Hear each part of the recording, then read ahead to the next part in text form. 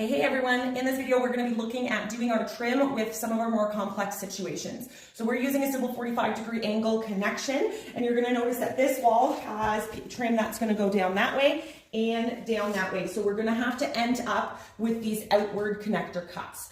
I don't use the tape measure. I take it one step at a time to make sure that everything is perfect. So the very first thing is I cut my first angle cut here, okay, on a board that's longer than I need.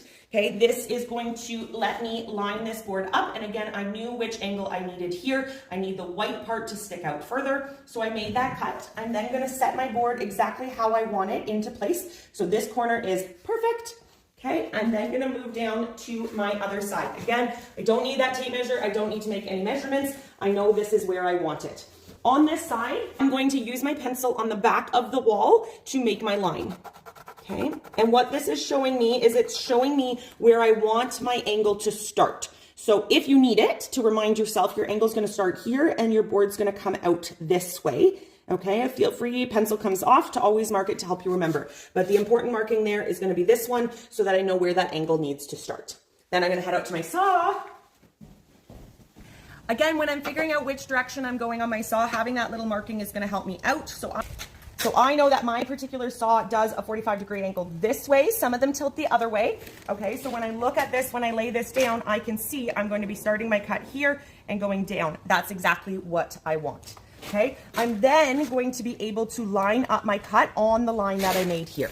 All right, so again, my blade is going to take a width off. So I want to make sure this is my good side, that I am lining up to the other side of the blade. So I'm going to move over slightly.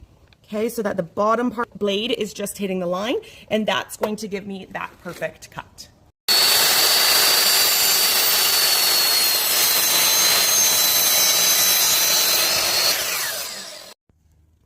All right, so now I have both of my outside cuts here, and I'm just going to be able to set it into place. I always err on the side of being slightly too big because you can always trim it down. So now I have that one nice, beautiful corner. And when I push it into place, I'm going to have my other corner there. All right, and then you're just going to continue. So for this one here, I'm going to start by cutting this outside corner again on a longer board, and then I can simply set it into place and mark where I need it to cut. Okay, and then I made that straight up and down cut there. So again, as you move around your room, you're going to just be able to make those starter cuts with the longer board and mark it off. No worry about measurements or anything like that, and it's going to have an absolutely beautiful finish.